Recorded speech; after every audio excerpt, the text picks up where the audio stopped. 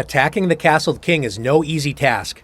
Not only is a castled king protected behind 3 pawns, it usually is also defended by pieces.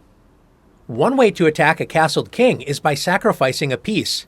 This is often a very risky strategy because if the attack fails, being down a piece usually results in disaster. Another way to attack the king is the pawn storm. A pawn storm is when at least 2 or more pawns work together to try and force open lines to attack the enemy king. Pawn storms can be risky, but sacrificing a pawn or 2 to make the opponent's king weak can have great rewards. In this position, former world champion McCall Tall, known for his incredible attacking skills, has the black pieces. Both sides have castled on opposite sides of the board, so advancing pawns on the side where your king is not castled is often a strong idea. Tall wants to open up lines to attack the enemy king. One idea for black is to play a3. Black is hoping to play a takes b2 on the next turn, ripping open the a file. Unfortunately for black, white can simply keep the position closed by playing b3.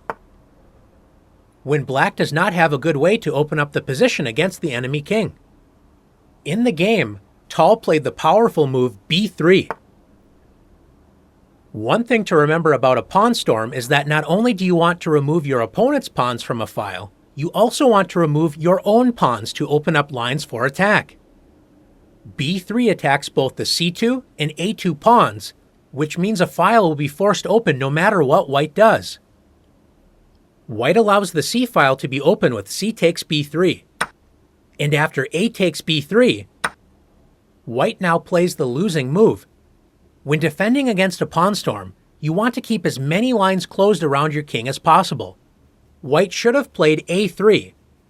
Although white's defenses have been weakened and may allow for a future sacrifice on that square, instead of keeping the position as closed as possible, white opens up the a file with a takes b3.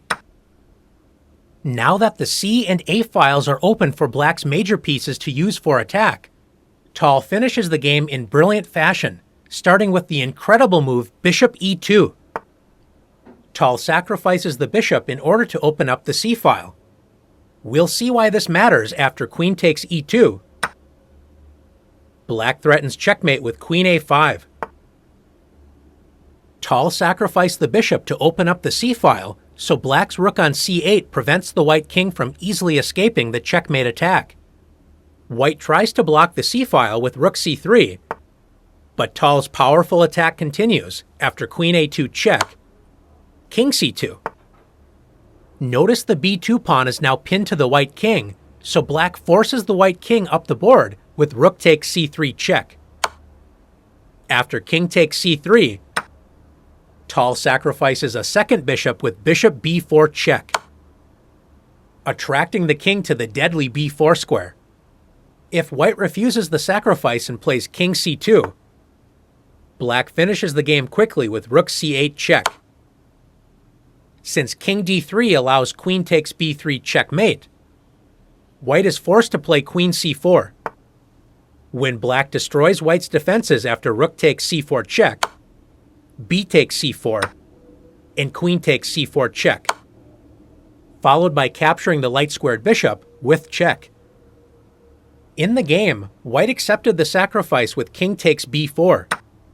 When Tall ended the game after queen a5 check, white's king is forced to play king c4, setting up the skewer queen a6 check. As white will lose a queen with a winning attack for black, white resigned. Let's take a look at another example of the pawn storm. In this position, both sides have castled on opposite sides of the board, so it is a race between white's pawn storm on the king side versus black's pawn storm on the queen side. Notice that all of white's pawns are already on the 5th rank, so white crashes through first with the powerful move f6.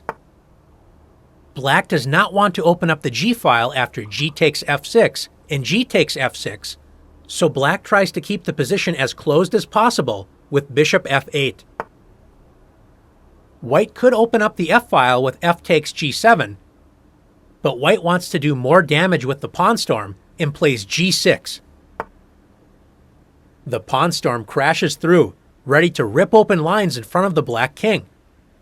If black tries to keep the position closed with h6, white opens up lines to the black king after g takes f7 check, followed by f takes g7, completely destroying the black king's defense. After g6, if black plays h takes g6, white plays h takes g6.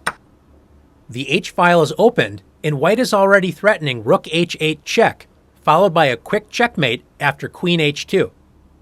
There is no defense for black.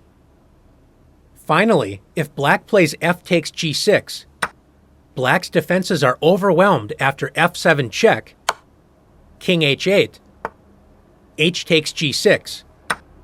White threatens rook takes h7 checkmate, so after h6, the pawn storm has set up serious weaknesses around black's king. White finishes the attack with the powerful sacrifice bishop takes h6.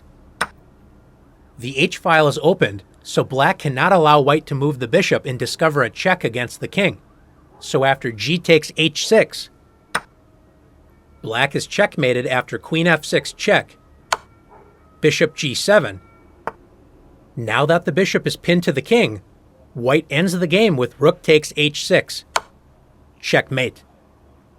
Let's take a look at one more position together. So far, we have looked at pawn storms when the kings have castled on opposite sides of the board. Successful pawn storms can happen when the kings are castled on the same side of the board, but there is more risk involved because this type of pawn storm creates weaknesses in front of your king. What should you do when your opponent rushes forward with a pawn storm? We know that we should keep the position as closed as possible in front of our king, but we should also try to attack the center and open up lines for our pieces. In this position, black should play the powerful move d5, attacking the center and trying to open up lines for black's pieces to counterattack. If white captures the pawn with e takes d5, black recaptures with knight takes d5. And after knight takes d5, e takes d5. By trading knights, black now has pressure down the c-file, attacking the pawn on c2. If white defends the pawn and improves the knight's position with knight d4, black can now play bishop d6. Black attacks the f4 pawn and opens up the rook's pressure down the e-file. Black's pieces are coming to life, and white's advanced pawns on the king side are more a weakness to defend than a strength. Instead of capturing the d5 pawn, if white pushes forward with e5, black's knight leaps into the center with knight e4. White will have problems advancing the kingside pawns, because if the f-pawn moves, the e5 pawn is without protection. Black now threatens a fork on g3, a weak square caused by white's poorly prepared pawn storm. And black also threatens to win a pawn after knight takes c3. White's position has several issues and will have a difficult game.